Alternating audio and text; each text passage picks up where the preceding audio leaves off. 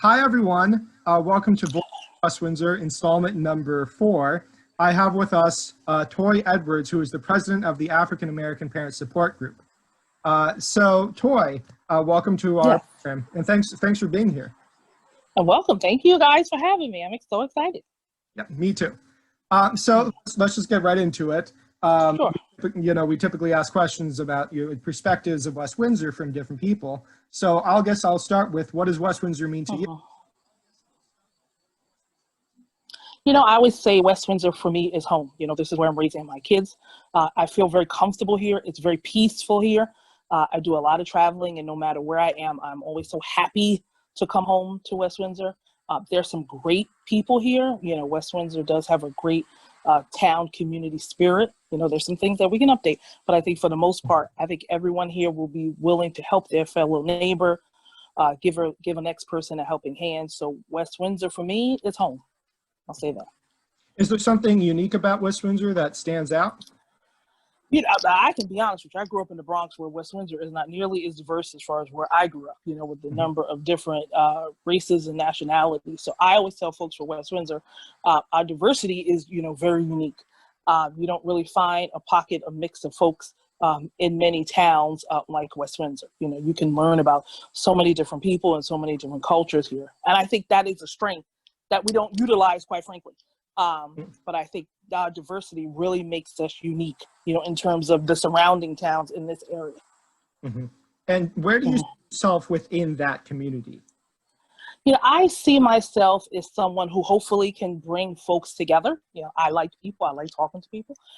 So I want to be a voice in the town to really make sure that West Windsor is moving forward in a collaborative way. Secondly, I just like to have fun. So, you know, we're all here raising our kids. We all want the same things. We're raising our kids. We want our kids to be in a good school system. So my job is to really make sure that, you know, African-American kids really get the same opportunities afforded as other kids in this district, while us all working together. Because quite frankly, nothing gets done if no one in town works together to achieve a certain goal. And is there a specific, well, I mean, this is a little cheesy, but is there a specific that comes to mind when you think of West Windsor? You know, it's a tough one, because I went back and forth on this one. And the word that I can really think of for West Windsor is segregated. And that's a strong word. And believe me, I understand when you use a word like that, the severity of it. But I think for the mix, although West Windsor is very diverse, we're not really inclusive. We're a very segregated town.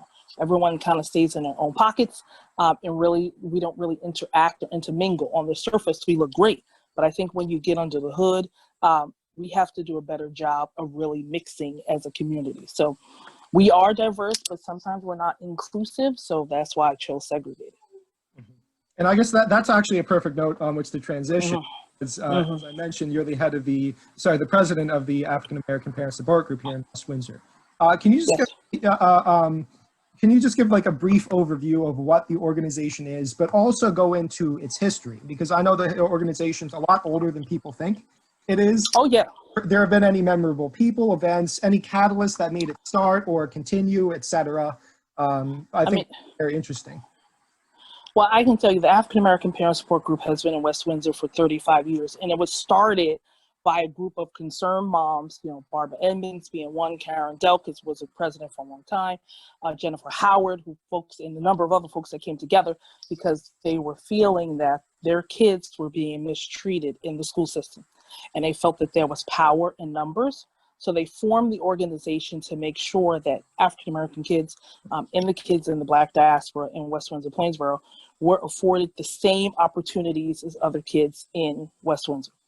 Now, I'm going to be honest with you, Paul, we're 35 years later, and the more things change, the more things stay the same, because we're still fighting that fight in West Windsor. You know, I don't think there was one event that really was the catalyst. I think they all kind of experienced the same type of treatment. And unfortunately, I speak to a lot of parents in the district that are still feeling that way. So we still have a lot of work to do. But there has been some great leaders, you know, the past President Joy Bailey Horton, Tiffany Cummings, Lawa Gill. There's been a myriad of people in this town who worked very hard to ensure that our kids were afforded the same rights, the same opportunities as other kids in this district. And then, I mean, speaking of kids and speaking of the district, because obviously that goal is to make sure that they're afforded the same rights and responsibilities. Correct. What specific steps can the school system take from here on out to improve its approach to, working with parents and students of color?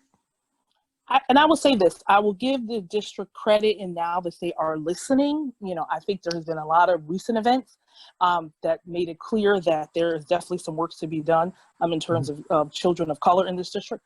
So I can tell you, as the president of AAPSG, myself and a few others, the POC, the People of Color Advocacy Group, we have been meeting with the superintendent and assistant superintendents to really look at ways to make those types of changes. Unfortunately, change is going to take time, but at least now I think the district is listening. Were they listening in the past? I can't say, but I can tell you that they are listening now, and we're working hard to make sure that they understand the issues that the kids in this district are having. I've spoken to a number of alumni who had horror stories during their time in West Windsor, and that's tragic because for all you hear, it's a great school system. Everybody's getting great education. There is the undercurrent of racism here. That really needs to be looked at and figured out how we can eradicate it. And now I know this is not on the list of questions that you so depending on whether or not but well, I'm sure the now the African American Parent Support Group hosts a number of events Correct. Yearly. I know that they host a lot of talks, for example, and some cultural events. Can you speak a little bit to like the different type of events and programs that the organization offers? Oh, sure. And So how its outreach works. Quite frankly, we work with everybody. So although we are the group that's really focused on the kids of color, but our motto is better when working together. We work with everyone in the district as long as they're aligned with our goals. Quite recently, we held some protests in West Windsor and Plainsboro, for the community, which was awesome turnout, to have folks kind of discuss how they were feeling with the, unfortunately, death of George Floyd and Breonna Taylor and others. We have our summer math program, which is a staple program that we have. Really, we found that with the district that our kids really, math is sometimes a struggle. So we hold a summer math program every year, which we have teachers in the district teach a 6-week math course. We talk about college scholarships. We have a great program which the kids seem to like is, what are you not learning in school? Once you leave your parents' house, you're going to need to learn how to get a credit card. You're going to need to learn how to wash your clothes. Something as simple as that. But, these are things that kids are learning. So, and we go through and say, what's the topic of the day? Unfortunately, right now is racial justice. So what can we do to make sure that we're gearing our programs to that? What can we do to ensure that our kids are going to college? I am a big proponent of kids going to college, and I am a big proponent to our kids going to historically black colleges and universities. I'm a proud graduate of Lincoln University, the first HBCU. So my goal is to really make sure our kids are exposed to a lot of things, and if there's anything that I can do to help them, definitely. But we have a number of different programs that we work on every year, and we're always changing. We have a program coming up to talk about studying and study skills. With kids being at home in this virtual learning environment, it has been tough, and it's going to be a little different. So you're going to have to change your mindset. So we're going to put together a program to help kids learn how to study at home, how to set yourself up for success in your space, and what other things you could do to make sure that life at home these days, makes you successful. And I assume that the group deals with kids of all ages, right? We deal with kids with all ages. We deal with all. I have 3 kids in the district. I have 2 middle schoolers and a high schooler, but we deal with kids with all ages. So we had a program where kids want to learn how to play chess. We had a program where kids want to learn how to code. So we listen to the needs of our community. They say, LaToya, I really would like to look into this. If we can find somebody that can host a seminar or host a talk, we don't have any problem putting something together on our calendar.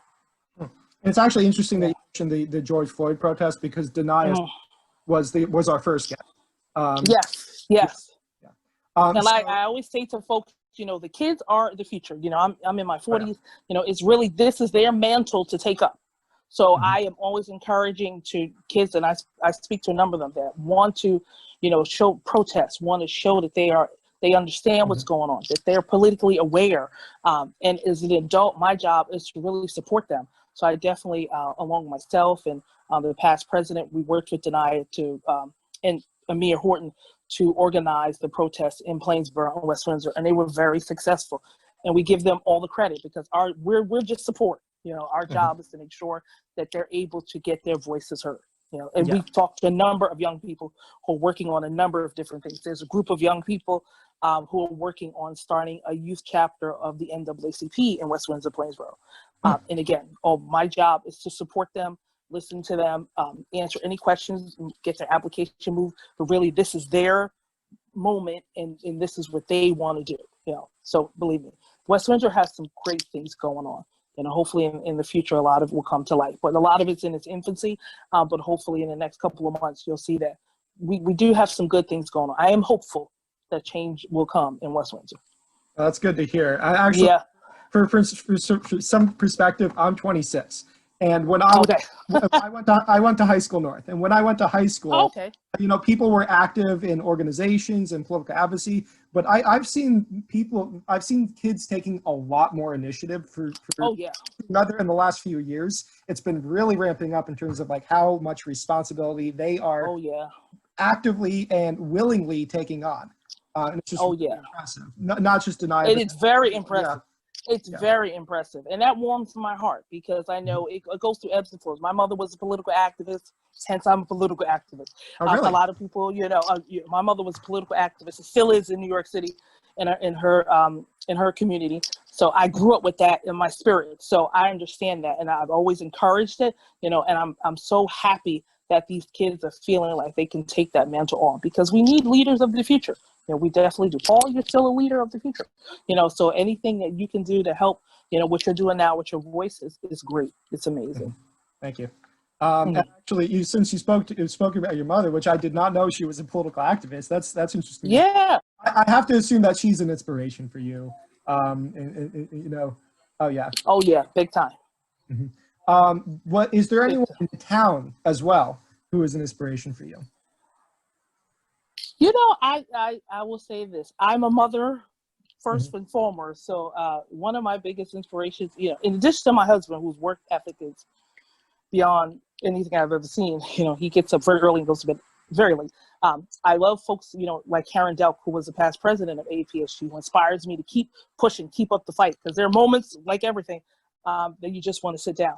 I'm inspired by, as I call her, my super mom extraordinaire, Maya Kamath, who's the president of the Village PTA, the Energizer Bunny, who goes on for 1,000, who send me a text at 10 o'clock. I can text her back at 3, and she'll text me back. And she's always like, Toy, we got a lot of things to do to keep moving. And countless moms, this community, I think, has some great, great moms, some great, great people. And sometimes they're not always in the spotlight. But there's some great, great people in West Windsor doing great things. So there are moments when, I just want to give up. I give them a call and say, you know what, give me some words of inspiration. And they always do. So I'm very grateful and fortunate to have the village that I have, even in this town, because they're awesome, awesome people here.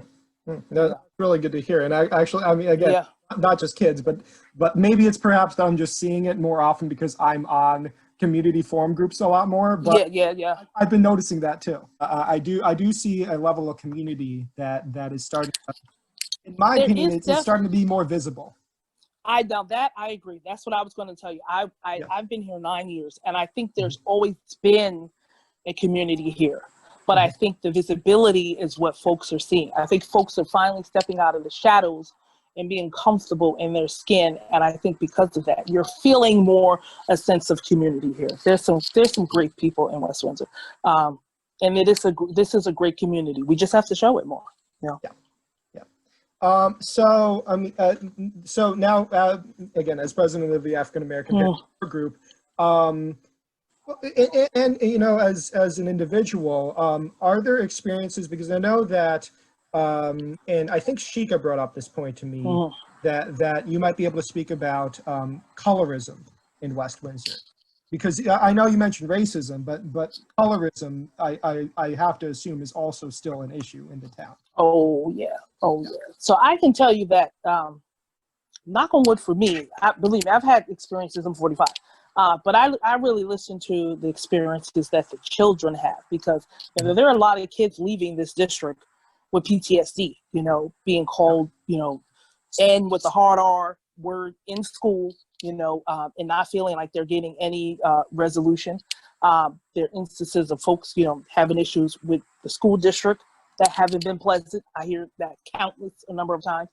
I have to say, as far as colorism goes, you know, with everything, colorism is a problem. I don't experience that as much myself as West Windsor. I've heard of folks who, because of what they look like and the fairer, you know, skin color of their skin, have been afforded certain liberties that other people have not. You know, you find that in other ethnicities here because there's a larger population. But as far as African Americans go, colorism here, I can't say it's too bad. Of course, it's an issue in our community, and I've heard about pockets of it.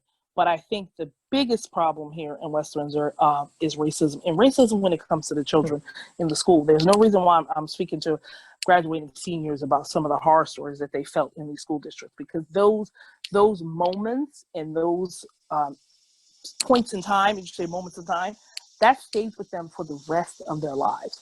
So we have to do a better job of shaping their experiences, because a lot of kids are leaving here with PTSD for some of the things that they've gone through. And it's not pleasant. It's not fun. So we definitely have to work on that. Mm-hmm. Mm-hmm. And going forward, I mean, especially into the future, I know this was the hard question. Actually, no, this was not the hard question, but going forward to the future and trying to improve and trying to, you know, work towards a future that doesn't have this issue. Where do you see the African American Parent Support Group in 30 years? You know, Paul, you know what? My first answer to this question is I hope we're not around. I hope we're not needed. But unfortunately, I think we will be. Our job really is to ensure that West Windsor really starts having the uncomfortable conversations. Because I always feel like the only way we move forward is to really have conversations like we're having now. And sometimes they will have to be uncomfortable. But I think in that uncomfortability, you know, that comfortableness comes learning, becomes understanding, becomes appreciation, and hopefully that will help move West Windsor in a better path and move it forward. You know, so really our job is to really be at the table. As Shirley Chisholm said, if there's not a seat for you, bring a folding chair. But our job is to really be at the table to ensure that there is a lot more understanding and to ensure that West Windsor moves forward in a better direction. And I think we're getting there. So I don't want to be too pessimistic. I think we're getting there. There's still work to be done, but I think we're getting there. Mm-hmm. Mm-hmm. And now actually going in the opposite direction, you know, speaking as someone who works for the Historical Society, I know that a lot of times there are, you know, history and historical analysis is rife with misconceptions and misrepresentations. Yes. And priorities of focusing on certain elements so much that you ignore other elements of history. Yes. In your opinion, is there something that, not just something, but generally anything that can be better communicated in terms of historical education regarding the experiences and histories of people of color, or any marginalized group, if you feel? And, you know, and I will start with people of color. You know, we are so much more than slaves. There's such a vast history.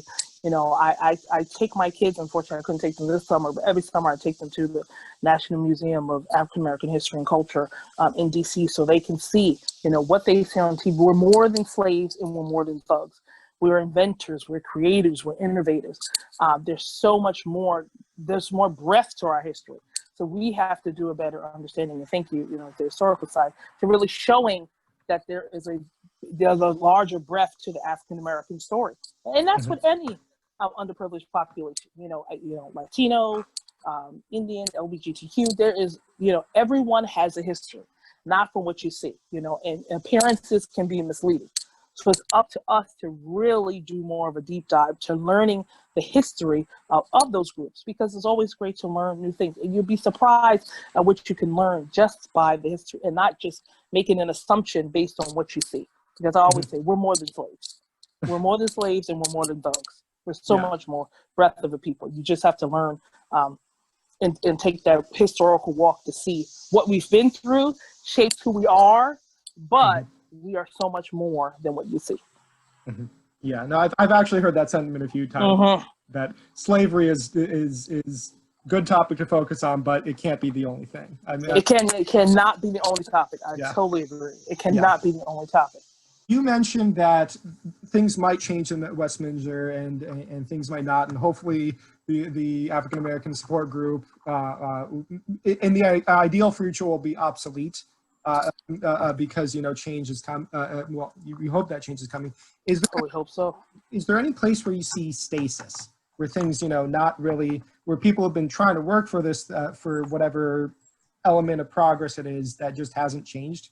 And do you know why within the town specifically? I can't say why, but I think what we have a big problem with in this town is really just focusing on the schools and academics. And I see that's been a hard sell. We've lost a number of our sports and athletic programs because of participation. And I think we as a society have to get more into what I call the scholar athlete. I didn't make that up. I got that from someone else. Where you can be, academic, you can have academic excellence, but you can also be athletic. There's so much to be learned when you do athletics, teamwork, respect, etc. But as a community, we focus so much more on academics that we don't see anything else. And I don't think that's good for, as we talk about the 21st century child and being well-rounded, focusing on academics is not a way to be well-rounded. So we have to do a better job of making sure these kids leave this district a lot more well-rounded than they are. Because if not, we're not going to be able to compete. It's great that we all, can score 1,100 on our SATs, but that's not what colleges and universities are looking for anymore. So we have to do a better job of evolving to that. And I feel like we're doubling down more on academics. Every time there's a change to try to push for something else, it seems like academics becomes more and more of the focus, and we have to get away from that. We do. We really do. And again, from a historical perspective, seeing how like the different focuses of school, the foci of schools, interesting and also very important to inform, how we can change that. So yeah, it's good that I'm glad to hear you talking about that. Hear a point of view on that. And now completely switching topics. Actually, I know they have this TikTok initiative. About that. I love it. So in addition to the 45 other hats I wear, I actually have a blog called Toy Talks, where I blog about daily life, blog about being a mom, and blog about my struggles in losing weight. And one of the ways that I tell folks that you should lose weight is dancing. I love to dance. I've been dancing for over 40 years. So I started doing TikToks with my children really during COVID. It's something, one, for us to do and really kind of just to keep up with them, to kind of make sure they were okay. They weren't seeing their friends. They weren't going out, and they were kind of bummed. So TikToks really were the way for us to really come together, and they've kind of evolved into a life of their own, Paul. But I use them to show folks that, one, you can have fun. We are a very serious town. That's one thing, if you want to say. But Swindon is always so serious. We can have fun. We can enjoy ourselves, and one way to do it is just dancing. So my kids have fun. I have fun.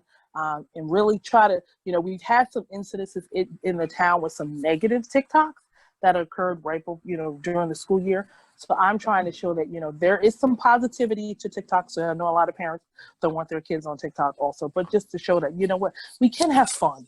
Sometimes everything is so heavy. Let's just have a little fun, while we're here. How about that? Thank you for asking. No, of course. I mean, are there any, are there either TikToks or outside of TikToks, are there any personal plans? You mentioned you wear 45 different hats. Are there any, oh my God, too many. Yeah, personal plans for the future? So really, to start, I'm a mom. So my personal plans half belong to my kids. So I, devote all my time to them. I'm an active member in my sorority. I'm a proud member of Delta Sigma Theta Sorority Incorporated. We have a chapter in Trenton.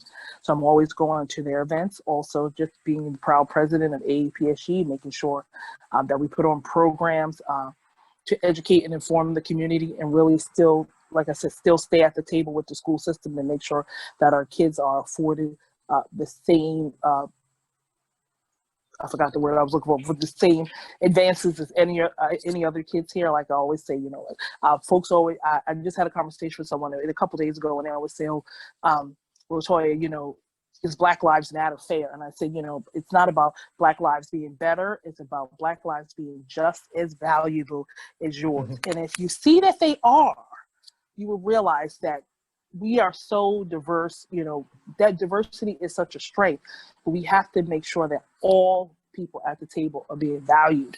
So that's what I'm trying to do, just make sure everyone at the table has value and make sure African Americans have value. And if that means we have to have those uncomfortable conversations to get there, so be it. But I think there's hope for us to get there. We just have a lot of work to do. Yeah. Now, Yeah. I know that the obviously the African American Parent Support Group is one of the organizations contributing to that work. Are there any other groups or, you know, support groups or resources in the area that you would recommend? You know, in the area, I always tell folks really hook up with, not in our town in Princeton. They always have some great events and they always put out great information. My organization, Delta Sigma Theta Sorority Incorporated, we're on the Trenton Alumni Chapter. We do a lot of events around town as well. There's a Trenton chapter of the NAACP. Like I said, the kids here are trying to put together a youth chapter. One resource that is not local, but I always find to be great, and I always direct parents to, is the website for the Smithsonian Museum of African American History and Culture. They always have great series talking about race, talking about diversity. So I always direct folks, you know, because some folks sometimes don't feel comfortable having those conversations locally, but if they want to get, you know, information, that's also a great resource that folks can use as well. Okay. And then I think it'll be good to end on a note for another note. Where do you see West Windsor in 30 years? I know I asked about the African. Unfortunately, I see it built up. I love West Windsor. You know, I live on I call it the farm side of town, you know, where I'm sitting in my backyard. I just love the tranquility of West Windsor. Believe me, I love New York. I love the hustle and bustle of the city, but I love just coming out to West Windsor. Unfortunately, I think in 30 years, it'll be a lot more built up.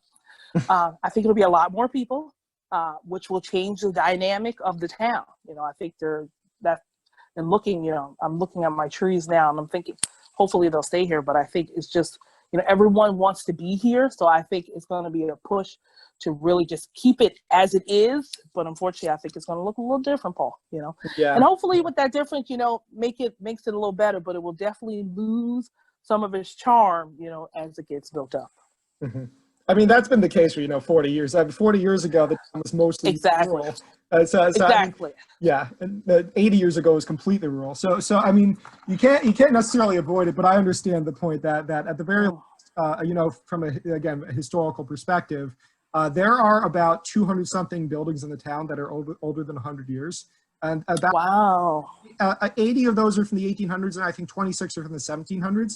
There's a number of topographical things that are still here. They're just hidden, and you know, making it visible is critical to, you know, you mentioned like the tranquility and the identity. You know, history is a big part of West Windsor's identity. So and I agree, and I was going to say I love history. I'm a history buff myself. I'm more of a Greek mythology. I love Greek mythology, but I love to learn history. I love to learn new things. And I think it's a historical society in West Windsor really needs to showcase that and highlight that, to show that there is a lot of history here. We hear about Thomas Grover, and we hear about Grover's Mill, we hear about certain pockets of the town, but I think it would, you know, be a great idea to just have some more historical tours. I mean, my kids love history. The kids love trying to do more things, and it's great to learn what's around you, because, you know, why is it West Windsor? Why is it, you know, why are we not East Windsor? Why is Robbinsville Robbinsville? Those are the certain things that people like to get answers to. So yeah, that's really, I appreciate the work you guys are doing, because I love it. Thank you. Yeah, no, and speaking of tours, what we are hoping to, I mean, coronavirus notwithstanding, we are hoping on